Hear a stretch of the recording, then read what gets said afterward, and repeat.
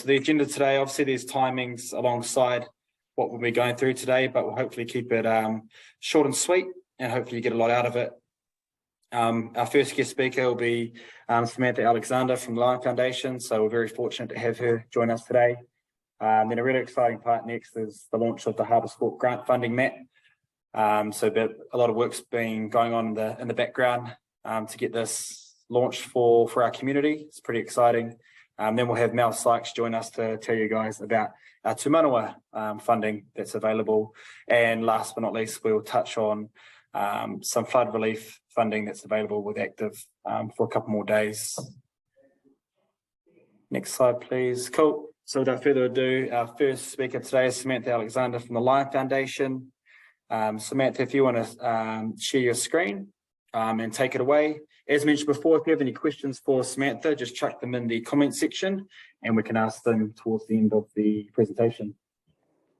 Awesome. Okay. Thank you, Ty, and kia ora, everybody. Thank you for joining us. I'm going to be quite short and painless, hopefully painless. If you have any questions and we can't get to them, please do feel free to email me. And obviously this foundation, this slideshow can be shared with you. You don't have to worry about the notes, just go on slide. Well, okay, never mind, you're on slide. So very briefly, we're a class 4 pokies in pubs or gambling society. There are approximately 37 of us in throughout the Motu. Essentially, we run our venues and we run our grant funding in different manners and different ways. So it is very important that if you are going to be applying to a society, to us, to pub charity, to One Foundation, to grassroots, that you understand what each of our requirements is. So very broadly speaking, the Lion Foundation is quite a broad funder. It funds sport, education, community, arts, and the health sector. So our largest percentage of funding does go towards the sports sector. And so I'm going to address you in that regard. Our next slide will deal roughly very briefly with the criteria for funding. We do not fund individuals and we fund incorporated bodies. So we will not fund a partnership. We will not fund a group of friends, etc. We have to fund an incorporated society. So that is your first, not a challenge, but it's your first requirement. We do insist on a not-for-profit status, which is either your current charities commission registration or an IRD income tax exemption. Now, I started this talk by saying, understand what each funder actually requires. Not everybody requires an income tax exemption status. We do. We often get asked, well, why do you? And it's simply our prerogative to do so. And it is our rules and our regulations, remembering that we are ourselves a charitable trust. So the IRD tax exemption is exactly that. It means that your organization does not pay income tax. It does not mean that your organization is eligible for a slightly discounted percentage of income tax. So we often get organizations that say they have an exemption to the amount of $1,000 in respect of the income tax bill. That is not complete income tax exemption. And if you do require a bit of a legal summary of that, we can send one to you. I'm in the process of putting that on our website. Sports clubs, we like you to be affiliated to a regional body or to a, netball clubs. We like you to be associated or affiliated to Netball New Zealand, just so that we have some confidence that you're all going in the right direction as far as the sports body is concerned, because we would hate to, be funding someone who is anti the mainstream and doing things in a way which is not complementary to the overall Sports New Zealand type of drive. Our big one is we don't really like to fund you more than once a year. So unless you have a specific need and we've had a conversation about it, we're probably going to summarily reject or not approve your application if you apply twice in 1 year. So ideally, you get money in, let's say you get money in February, we distribute a grant to you in February. Start thinking about submitting an application in December, so that you don't want to extend your 12-month period. You want to make it 12 months. But then don't start in August, because then you're way too early. So it is a bit of a balancing act. Typically, we like to return funding or distribute funding to areas where we have venues, but we understand that sometimes this isn't always possible, and geography may change that. And again, have a conversation with us. We're always going to say to you, well, actually, we don't have any venues in that area. Have you spoken to Grassroots? Have you spoken to Pub Charity? But sometimes there is nothing, and in which case we'll see what we can do. All right, our next slide, what we need, basically deals with a couple of aspects of your actual application. Em, do you want to just go to slide 3? So essentially, we need an application form. So you can either you can go onto our website and download a PDF. You can go into our pubs and get a paper copy, or you can apply online. If you do apply online, please, there is a PDF on our website which basically walks you through each step. We're trying to make it as clear as possible, and we're trying to make it easier for you to apply, but sometimes it may be unclear, in which case give us a call, we'll sort it. Send us an email, we'll sort it. And of course, if you still want to apply using the old traditional way, which is kind of where I don't like technology, then either download a PDF or go into one of our venues and collect an application form. We need a covering letter. Please understand that we are seeing about 5,000 to 6,000 grants in a year, 400 to 500 per month, if not more. Keep your covering letter succinct, keep it to the point. Don't tell us how wonderful you are for 5 pages and then give us 1 paragraph of why you're applying to us. Do it in the other way around. Tell us why you want the money, what impact this is going to have for your community, who your community is. End of discussion. Make it short, make it sweet. We're going to extract certain information and send it to our regional grants committees. We'll need proof of incorporation. We'll need proof of not-for-profit status, i.e. your income tax exemption letter, or your charity's registration number. If you're a sports club, we would like a proof of affiliation. This can be a simple letter from, the CEO of Netball New Zealand, who says, yes, this organisation is affiliated to us. Your financials, yes, we do want the most current financials. We want to see your P&L. We want to understand what we are distributing money to. We don't expect you to have tons and tons of money. That's why you're a charitable, not-for-profit organization. So we do want to see financials, and no, they don't need to be audited. Now, the most important part of your application is, in essence, your cost evidence. Please don't assume that we're stupid. We understand, and we can see where you have fudged invoices, or where you've just walked into a shop and said, oh, just make it look the same. We check the website. We see that, okay, yes, the tennis balls are exactly 50 cents a ball and not $2.50 as per your quote. We're always going to vet your quotes, and we're going to allocate money based on the most reasonable, i.e. cheapest of your quotes. So we do a lot of work around your quotes. We will sometimes come back to you and say, look, sorry, we need this information. Please go and get a second quote, etc. Please bear with us. This is the most important part of our work. We have to make sure that we are funding something which is genuine, and something that is that we're funding something that is reasonable. If you can't give us 2 quotes, you need to give us a pretty good reason why not. So a quote can simply be taking a screenshot of a website, but please have a chat to your grants advisor, because this is the most important part, and your cost evidence is what you actually need to remember when you go to the end of the grant where you've spent the money and you now need to account to us. You must account to us in respect of those original quotes. You can't use a different supplier unless you've got our express permission. I'll get to that a little bit more. Proof of bank account number. If you've been funded by us in the past, this shouldn't be a problem. If you're new to us, we want an original deposit slip. We don't want a photoshopped, we don't want a photocopied.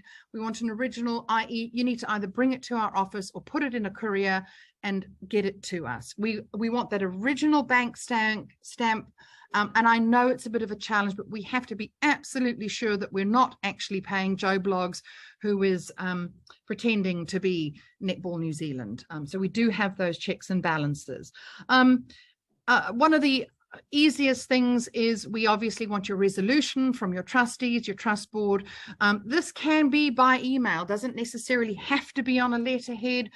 But please remember, keep it simple for us, because then we can actually process and keep the ball moving and get you your money sooner rather than later.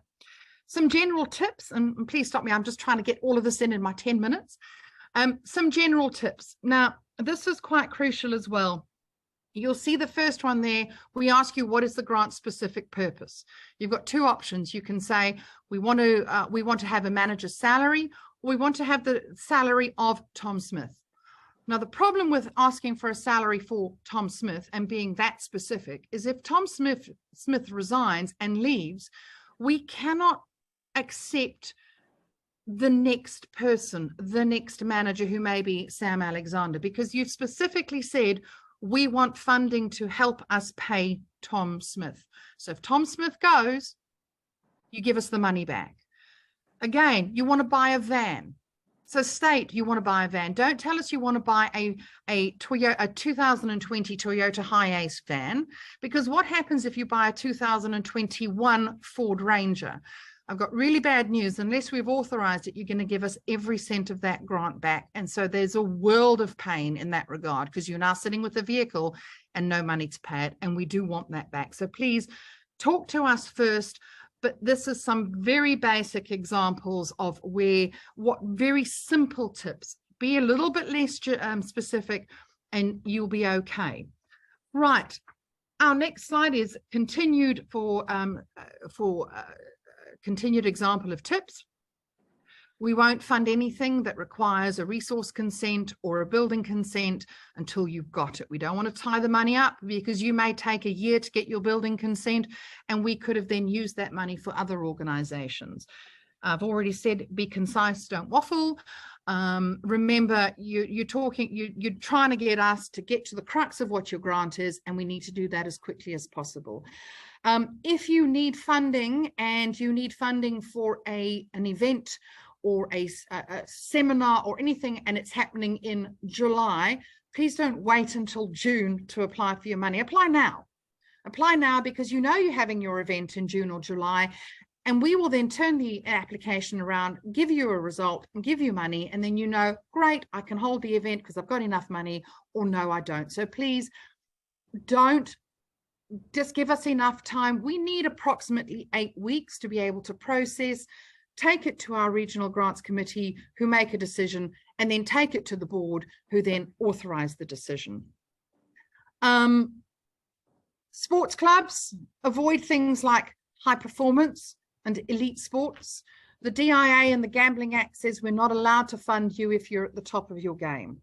So, you know, little kids, 5-year-olds, 15-year-olds, chances are they're not going to be at the top of the game.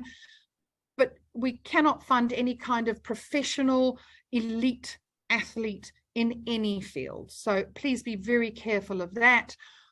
Think of us as, I love this slide, it says we're the cherry on the top, saying that if you don't get your funding from us, you'll close your doors. Well, it's a bit of a red flag, because then we might think, well, if we can't keep you in existence, are we throwing good money after bad?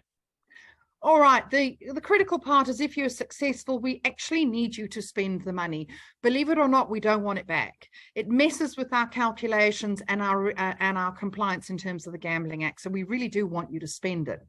But the crux here is, do not spend it thinking that, oh, I've applied for it, so I should be all right to spend it. Don't worry. No, we're not allowed to reimburse you. And that's the key here.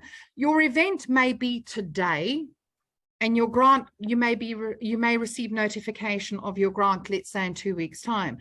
As long as you haven't paid the supplier, the payment date is critical here.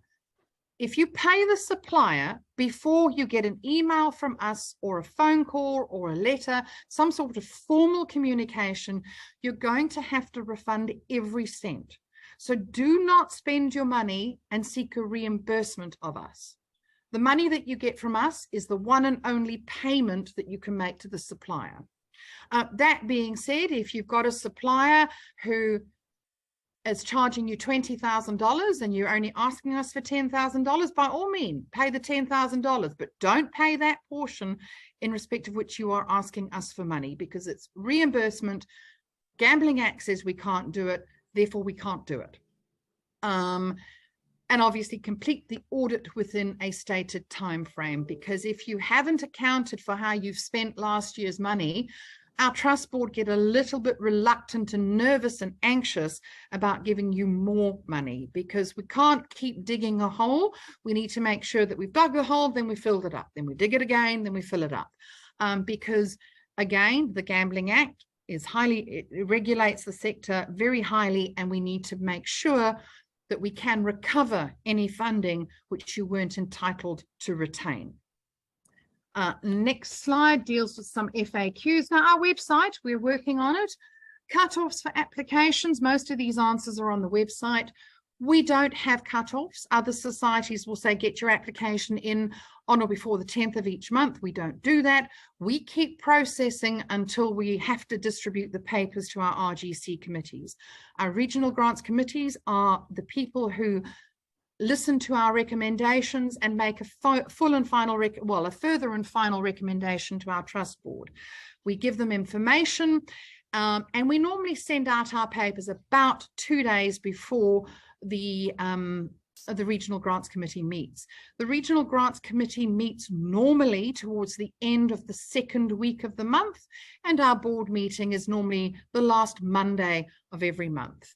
Last Monday of every month means that the board makes a decision, we finalize the results, and a day after that, you will ordinarily receive some sort of communication about your grant. If you don't receive a communication about your grant, by all means, pick up the phone, because we may have decided that there isn't enough money in the kitty this month to do everything, and we may have made a determination that your event or your application can wait for another couple of weeks, and we defer you to try and give you as much funding as possible. There is no magic number.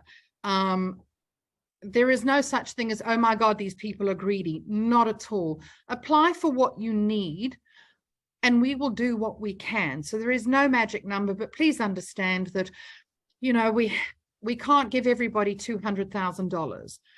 Some people can only, we have small organizations who just want $550. We'd like to give them the $550, providing that it's eligible. Your event has been cancelled. Can you spend the money on something else? Absolutely not. You are not allowed to spend the money on anything other than what we've told you you can. Because once again, if you spend it on something that we've told you you cannot spend it on, unfortunately, we will want every cent back. If you know that your event has been cancelled and we can find some wiggle room, we will allow you to do so. But please do not just think that you can.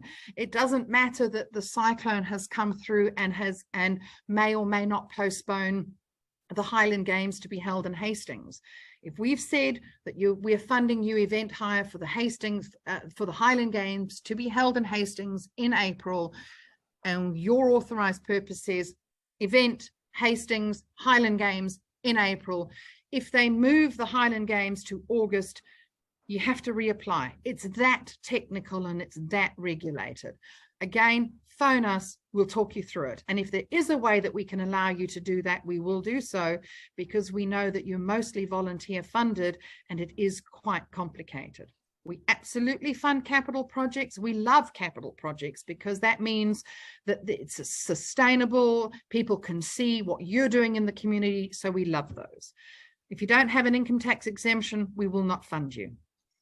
And can you apply for individual expenses? No, you can't. You can't apply for money to send you on a outward bound course. You cannot apply for money to send your child on Spirit of Adventure Trust. It is an incorporated body applying for a grant which will benefit a section of the community, which will either benefit education, promote religion, relieve poverty, or benefit a large section of the community. You'll recognize those as the 4 legs of charitable purpose. How can you say thanks?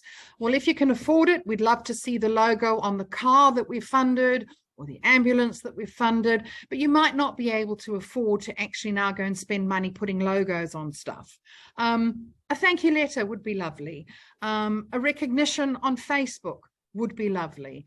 And if you are holding an event, if you go onto our website, you'll be able to access signage for free at our cost to be delivered to your event so that you can show your support for our event in that way. And then if you do get some signage, take a snapshot, send us a photo. But just on that note, any kind of photo that you do send us for publication, please make sure that we have the relevant permission. I don't want to put someone's beautiful child on Facebook and then be in trouble because I didn't have permission. Right, I've flown through that. My next slide says any questions. Have we got any questions? I haven't seen any pop up in the chat yet, but we had to have a couple of pre-questions come through on the registration. Yeah. You've kind of already touched on them, but it might be nice just to remind the people on the call. What are some common mistakes often made by organisations when applying? The biggest mistake made is spending the money. People spend it having already spent, they spend it retrospectively. That is our biggest mistake. And that means that you have to refund the money. And as I say, that is a double whammy because there's a double hurt. You've paid the money and now you have to find more money to refund. The other common mistake is thinking that you have to be very specific. I remind you of, we wish to fund a manager's salary. That's sufficient. We also don't like to fund positions that aren't filled. So if you come to us and say, look, we need this money to employ Samantha, but we're not going to employ her until we've got this money, it's a red flag to us. We say, well, we can't do that. You need to have this person in your employ because we don't want to be on the front page of the New Zealand Herald as the reason why Samantha lost her job because the Lion Foundation has now ceased funding because we've lost a venue. Be very clear as to the eligible purpose. We can't fund fuel. We can't fund food. We would love to be able to fund food, but we're not allowed to. So have a chat with us. We can fund a lot of things, but there are some very peculiar things that we can't fund. Cool. And last question, if nothing else comes to the chat. Do you recommend organisations getting in touch with you or any other funders prior to applying? It certainly helps. I tell you why, because sometimes the entire grant application process for a volunteer organisation is onerous, to say the least. And I often feel that sometimes you put so much love and so much effort and so much passion, and we decline you because we don't have funds. So I'm quite forthright and I'm quite honest, and I'm going to say to you, yeah, you can come to me, but maximum I'm going to give you is $5,000. So yeah, get in touch. It's what we are paid to do. We are paid to talk to you.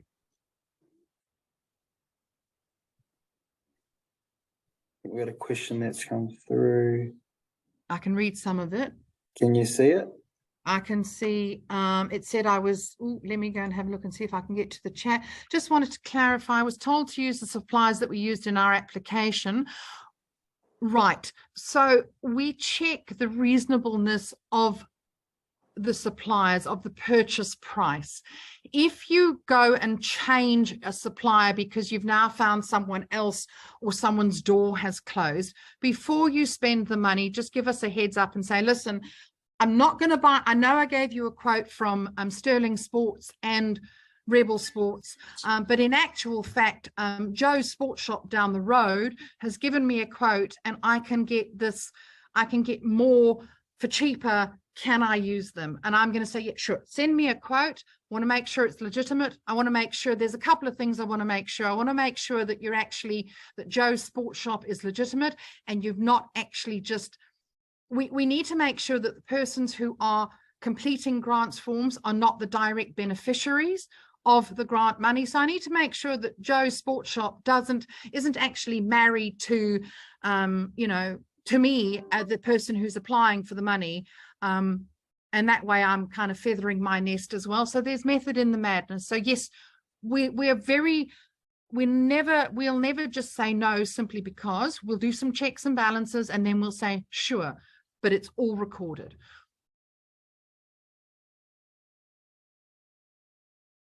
Generally, how many years would you fund a manager's salary at Lion Foundation? Well, a manager's salary, as long as you apply and as long as we've got funds. Cool. Simple as that. Hey, Samantha, I just want to thank you for giving up your time and addressing the Harbour community today. If there are no other questions, we will share Samantha's details at the end of the webinar, and we'll also send out an email post this to everyone that registered. So we'll make sure that gets out to you. But other than that, thank you, Samantha. Have a lovely evening. Stay safe. Cheers. Thank you so much. Bye-bye. Kia ora koutou, ko Emily toku ingoa. Emily Hodges, I'm from Harbour Sport, Sport Development Advisor and the Women and Girls Lead. I'm just going to quickly give you a brief intro into our grant funding map, which we are launching today, which is super exciting.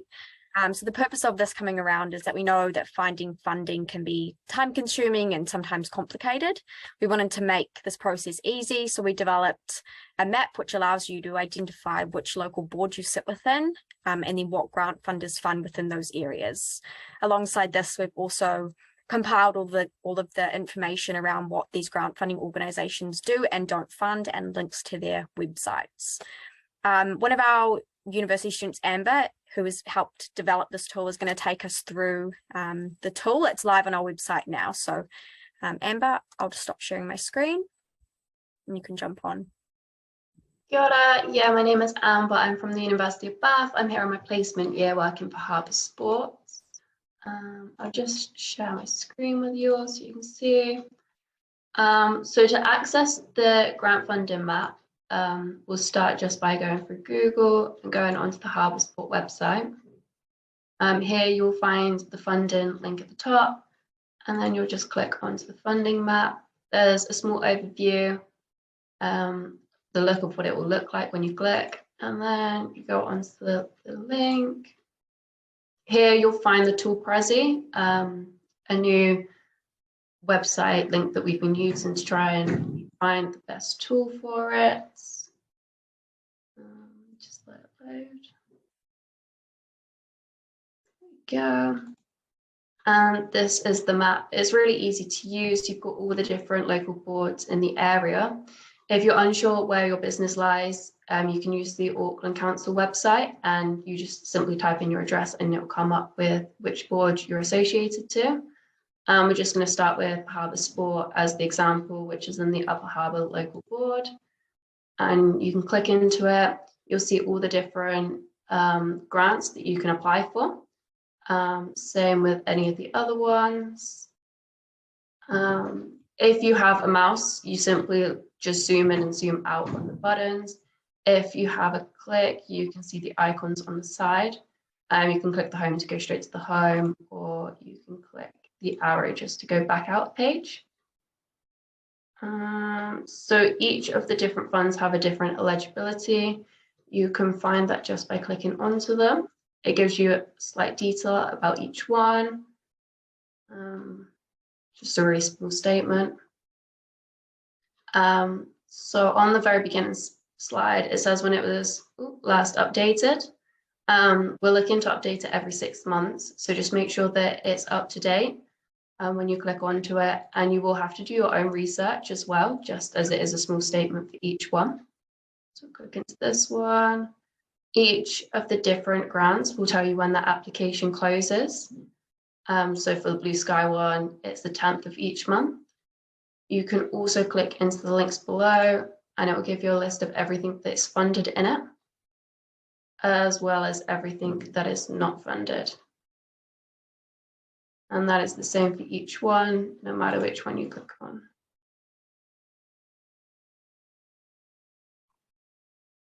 You will also see that there is a link for the website. So if you click on the link,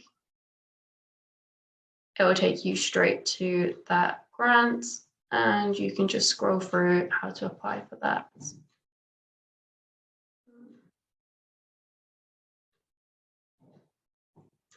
The other type of funding that you can do is through the actual local board itself. So you can click onto the logo for the local board and it will take you onto the different grants that are available. That is the grant funding map.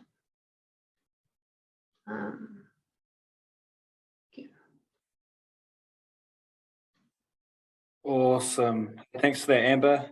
Yeah, we're pretty excited about this. Obviously, when speaking with our stakeholders, one of the toughest things about funding is actually where to find organisations that fund within your area. So we're really hoping that this removes that barrier and gives you a place to start. We're lucky enough to have our Harbour Sport funding manager, Mel Sykes, on the call today, who will talk to you about the Tū Manawa funding that we can distribute throughout the year. So Mel, over to you. Thanks, Ty. Kia ora, everyone. Thank you for the opportunity to chat about Tū Manawa. Tū Manawa is a Sport New Zealand fund providing opportunities to tamariki and rangatahi to become active in play, active rec and sport. We welcome applications from any organisations that are businesses, sports, clubs, regional sports trusts, iwi, maraes, schools.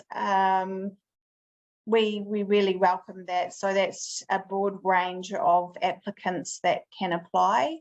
We are really focusing the funders to focus on those tamariki and rangatahi who are inactive or at risk of being active, and just trying to engage participation through that. So obviously with the last few years in Auckland and New Zealand having a lot of lockdowns and issues, trying to re-establish kids into activity is really important. That's why we've also included, along with sport, active recreation and our play. So really looking to engage young people. And we're very, very lucky in the Harbour region that we have a lot of opportunity through land and water. So yeah, looking for applications to really engage there. If we look at the next slide, what can be funded? So there's various items that can be funded. A lot like the Lion Foundation, we can't fund retrospective costs and programs.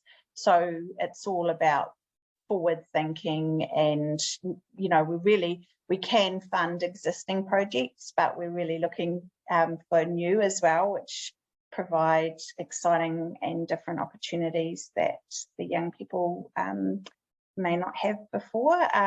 We also can't fund national sports organisations if they are receiving funding from Sport New Zealand elsewhere. So that's an interest, a big one. And administration and ongoing costs. So we don't fund overheads or the like of that sort of thing. It's purely just for delivery of a project. So delivery staff costs, coaching costs to deliver that program, equipment, new equipment, officials if it's for an event, all that sort of thing. If you have any questions, please don't hesitate to email me or put some questions on in the chat there. It's better to obviously ask the questions before you go to apply what can and can't be funded. As previously mentioned, we only have funding available in July. we have two types of funds. One is fast fund, so that is for for applications or projects under $10,000. So they generally are sort of reviewed by our internal panel. So that's our community sport team here at Harbour Sport. They are generally we've been having monthly turnaround, but I suspect because we haven't had funding for over 6 to 8 months that the fast fund will be very, very popular with a lot of our applicants. So we may look to perhaps do a fast fund round every couple of weeks there. And so the projects have to last up to a year in delivery. And the other fund is the local fund. So they again will be, there will be one round, and that will go from July to probably mid to late August, with a decision by the external panel in September. So preparing a project for the local fund, so that's over $10,000. We don't have a limit on what you can spend, but bearing in mind it is for a year. So obviously if we only have 460,000 available and your organisation wants 200,000, it probably, you'll need to obviously go elsewhere. We're trying to apportion it as much as we can. We only allow one application per year. So again, bearing in mind that lack of funding, or we're trying to spread the funding around our region as best as we can. So so we have fast fund under $10,000 and local fund over 10,000. The local fund is obviously for more money, more substantial requirement. If you come and talk to me or any of our team on Harbour Sport and the community sport team, we've got leads for everyone, and so we can come and try and work with you to try and help you get something into your community. And so so that's really Tū Manawa. We've got some fantastic programs that we've had running each year, and we'd really be keen if you've got a great idea to really work with you. So thank you for your time. Thanks, Mel. We've just got a question in the chat. So Hibiscus and Bays is unlikely to tick the box as a deprived community. Is it worth submitting an application given the lack of deprivation? Well, the deprived community is only one focus. So whilst the funding was allocated based on deprivation, it's not the be all and end all for getting funding. So that's just one focus. The other priorities are also, ranked highly, but, we've got areas that are deprived in terms of opportunity. It's what your community's telling you. So if if you have found a pocket of young people in your area that are inactive, then show us it, tell us about it. And, it's up to our panels to decide, and we have actually funded programs in Hibiscus and Bays for that, whether it's a girls only application or, just a high Asian population, or a project that's targeted to our Asian group. So, there are ways that we can work that's not only highly deprived. Thanks, Mel. If there's any other questions, just chuck them in the chat now. Otherwise, we will move on.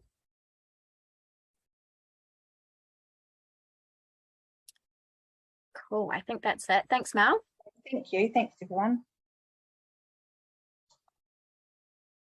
Perfect. Okay, we'll just quickly touch on some relief funding. So obviously, given the weather events that Auckland Tamaki Makaurau has experienced over the past couple of weeks, there's been some funding that has come out. This one in particular provides fundings for not-for-profits that provide sport and recreation opportunities to Aucklanders. So that's the eligibility criteria that you need to fit within. This fund is from Sport New Zealand, Foundation North and Active. Eligible organisations will be considered for grants of up to $2,500 to support costs incurred or are anticipated to incur that can be attributed directly to the weather-related events in the past couple of weeks. Retrospective grants will be considered, so that's a key one as well. The application deadline is this Friday at 3 p.m. So if you haven't already and this is something you're interested in, then definitely try and hit that deadline.